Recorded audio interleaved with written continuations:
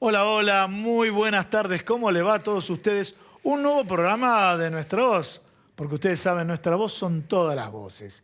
Y fíjense, cuando digo todas las voces, y ahora sí voy a esta cámara, porque lo estamos viendo en pantalla, me acompaña Nahuel Sosa, sociólogo y un gran comunicador, ¿eh? Nahuel, ¿cómo te va? Estás? Gracias por la invitación.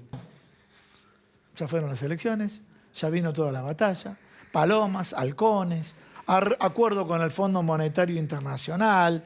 Voy a empezar con algo filosófico y sociológico, y comienzo con Nahuel Sosa. La teoría de la entropía, ¿no? Que en algún momento las cosas se empiezan a acomodar. ¿Se van a empezar a acomodar las cosas después de este proceso electoral? Esa es la teoría la de Perón, cuando el carro arranca, los melones se van acomodando. Solos. Sí, me parece que vamos camino a una segunda etapa que va a ser clave. Por un lado, para lo que tiene que ver con los próximos 10, 15 años del país, creo que lo que se logre resolver en materia estructural y sobre todo el rumbo que se pueda definir puede marcar sin duda un antes y un después, ¿no?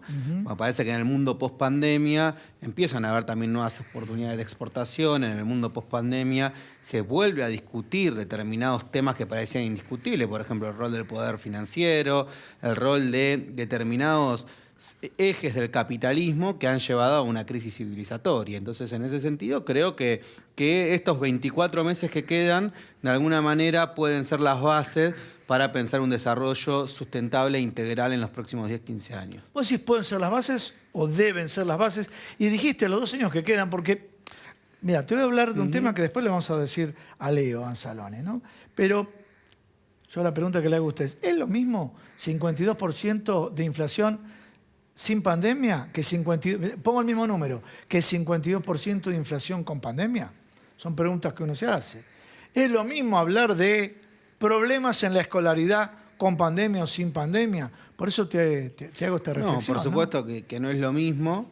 También me parece que vamos a ir a un escenario difícil, en el sentido de que creo que algo que fue bueno de la elección y de esto de que el Frente de Todos haya achicado la diferencia es que había un sector del establishment que apostaba a generar un clima de desestabilización a través de una corrida cambiaria. Si querían poner el lunes el dólar a 500 pesos, querían a partir de ahí de condicionar. Entonces nosotros hoy tenemos en nuestro país, convivimos con una derecha más rancia, que va a apostar en estos 24 meses a los discursos de odio, a generar climas destituyentes, a utilizar la inflación no solo desde el punto de vista económico, sino también como un arma política en la disputa de lo que tiene que ver con las manipulaciones de las expectativas sociales.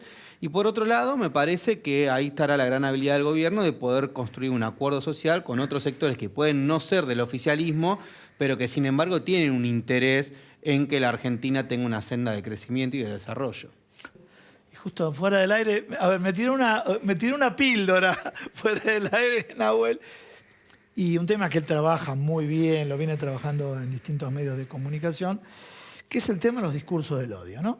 En la República Argentina sabemos muy bien que en los discursos del odio, inclusive, te diría, a ver si tenemos, aunque sea la foto de la asunción de los que ganaron me refiero a nivel general, a Juntos por el Cambio, que no se los veía felices porque de alguna manera, ahí tenemos los rostros, mirá, ahí lo estamos viendo a Horacio Rodríguez Larreta, no se lo veía exultante, sacaron un número importante, ¿sí?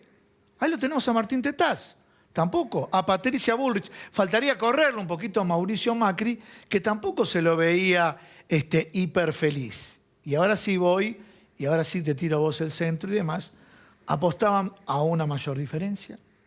Apostaban, yo te diría que escuché fuera del aire muchos discursos destituyentes, ¿sí? Y apostaban, bueno, a partir de ahora, con una gran diferencia. En Provincia de Buenos Aires, las condiciones las ponemos nosotros. Todo esto atado al discurso del odio, que por ahí pagaba esto. Y quiero incorporar algo que sí me dolió mucho. El crimen del hijo del kiosquero, donde los medios de comunicación, donde hubo un aprovechamiento por el lado de Sper y demás de utilizar el término gruyer, etcétera, etcétera, cómo había que tratar a la gente, algo que todos están, creo que todos piensan lo mismo, nada más que discuten la forma. Este tema, los discursos del odio en la campaña y ahora después de la campaña que no se dio esa ecuación que buscaban. Bueno, a ver, primero vamos a definir qué son los discursos del odio. Los discursos del odio básicamente son explicaciones sencillas, reduccionistas, ¿no? Que apelan a determinados sentimientos o prácticas, en la cual yo le niego al otro, ¿no? Niego al otro como una condición de par, ¿no? Porque vos podés ser un adversario mío en materia económica, en materia política, en materia en un montón de campos de la vida. Sí. Sin embargo, yo reconozco en vos una legitimidad que estamos entre pares, ¿no?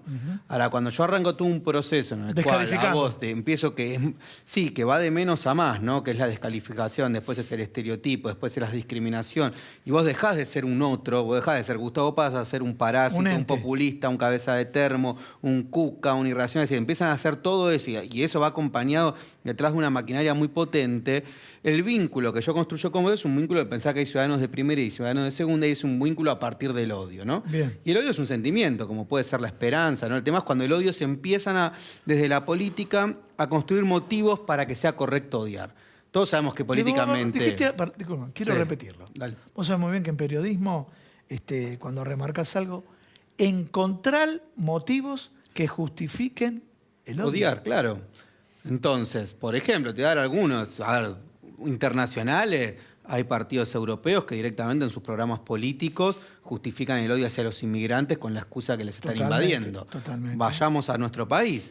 En los últimos 3 meses, desde Mauricio Macri, expresidente, pasando por Milei hasta Esper, dicen que quienes cobran un plan social son parásitos. Esto es algo que en sociología llamamos aporofobia, que es construir el temor hacia el pobre.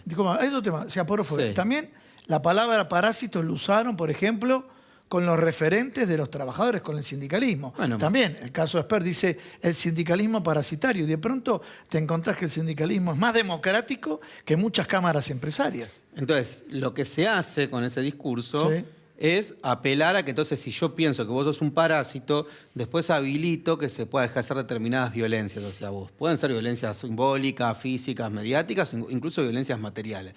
Dicho esto, lo que a mí me preocupa, más allá de los resultados electorales, es que la derecha se corrió más a la derecha en nuestro país, y que sí me preocupa que no solamente cuando eso puede impactar en las urnas, sino cómo impacta en el sentido común. Es decir, no podemos naturalizar esas cosas. Porque cuando vos naturalizás, por ejemplo, que militantes de Milei agregan a las madres de Plaza de Mayo... O rompen y eso parece que porque da rating, ¿no? Sí, aparece... Bueno, empezás y va en contra de la cultura democrática que logramos construir después del 83, ¿no? Entonces me parece que ese es el peligro, y que hoy la coalición de Juntos por el Cambio, creo que la tendencia va a ser que se va a correr cada vez más a la derecha. ¿Vos considerás eso? Sí. ¿O que va a haber una fractura? No creo que haya una fractura, porque ellos forman parte del establishment, y el establishment sabe perfectamente que la única condición que tiene es que la coalición se siga sosteniendo. Es más, yo creo que van a tratar de que Esper forme parte de la coalición. Probablemente ellos quieran ir a unas pasos en el 2023. Hubo un acercamiento entre Macri y Milei, pero sin embargo hubo un acto que dijeron, justo desde el cierre de campaña, con Milei no. Y después hubo otro acto en la cual... dijeron que los medios le dieron poca importancia, ¿no? Hay que saltar, el que no salta es un radical. Sí. Radicalismo que hay que reconocer que le dio el eje de ese 1,3% de diferencia con el peronismo a través de Facundo Manes, ¿no? Sí, me parece que esa tensión va a estar, es probable que se pueda agudizar, pero yo soy un poco escéptico con que eso termine en una fractura, ¿no? Soy un poco escéptico porque yo creo que la gran mayoría de sus referentes políticos, el gran problema que tiene Juntos por el Cambio es que sus intelectuales, sus referentes políticos, no vienen de los partidos, sino que están dirigidos básicamente desde el establishment. Entonces, por lo tanto, al ser el partido de determinadas corporaciones, no sé hasta dónde ese debate que se puede dar, que incluso muchas veces en el Frente de Todos se da incluso de forma un poco extrema, se vaya a dar en ese sentido. O sea, si yo te sintetizo en vez de ser los intelectuales, en vez de ser una usina de ideas, ¿es una usina de sponsors? Sí, y el problema es que las ideas de ellos dependen de lo que les digan las corporaciones. O sea, los sponsors. Sí, los sponsors, exactamente, bien lo dijiste. Me parece que ese es el punto. Bien. Basta combinar lo sociológico con lo económico. No, que hay algo que dice, que es interesante, me hace acordar a un antropólogo llamado Marcel Mauss, que él explicaba en sociedades primitivas había quienes, líderes de lo que serían las tribus o de las comunidades, estaban dispuestos a romper su propio patrimonio, lo que consideraban objetos deseados, con valor, de valor, como una muestra de poder hacia el resto de las comunidades, ¿no? Entonces me parece que acá fíjate cómo a las élites, que en nuestro país han ganado y mucho, sin embargo pueden estar dispuestas a perder para especular financieramente y también para consolidar su posición hegemónica.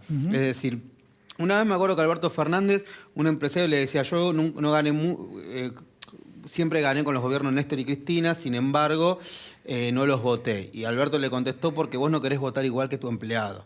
Entonces me parece que ahí está el punto donde está la dimensión económica, pero también hay una dimensión de cómo estas élites o estos sectores del capital concentrado, aunque ganen plata, van a especular porque lo que está en riesgo es la amenaza de que pueda haber un proyecto más distributivo y que ponga, en todo caso, aún ganando plata, lo saque del control, porque el oligopolio no solo quiere ganar plata, quiere ser la posición dominante en todos los sentidos.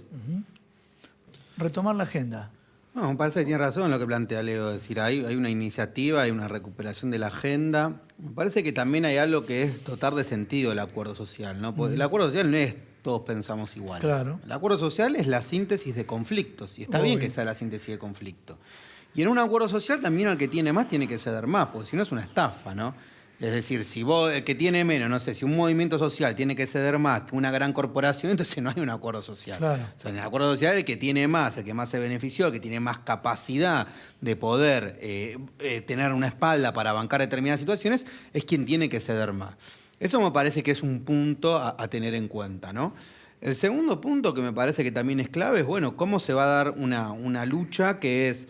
se da en el campo del palacio, pero también se da en el campo de las calles, de la hegemonía, en el campo de las ideas que tiene que ver con, bueno, preparar la soberanía nacional para una negociación que va a ser difícil con el fondo, ¿sí? Me parece que eso requiere de tener mucho apoyo popular y de tener no solo apoyo popular del oficialismo, también puede haber gente que se puede no sentir identificada con el oficialismo, pero tiene que saber que Argentina lleva una buena negociación con el FMI, no es algo que va a beneficiar solo a Alberto y al frente de todo. Claro. O sea, va a beneficiar al conjunto del país. Claro. Porque vos tenés tres escenarios básicos. O hacer lo que el fondo quiere, como decía Macri, o sea, cuando Macri te dice lo resuelvo en 5 minutos, voy y firmo un cheque en blanco con lo que ellos me digan, es decir, preparémonos para años y años de que se siga profundizando un agujero en la Argentina, llegar a un acuerdo en términos de condiciones de soberanía, que el país pueda crecer, puede ir pagando, pero en la medida que crece, que es a lo que apuesta el gobierno, o no pagar, que también puede ser una cuestión a discutir. Digo, el tema es, bueno, no pagar, hay que pensar entonces qué alternativas hay hacia eso. Para las últimas dos, sea o para una negociación dura o para no pagar, tenés que buscar grados de conciencia social que te permitan poder plantarte en esas condiciones. Muchísimas gracias. A vos, Nahuel. Gustavo.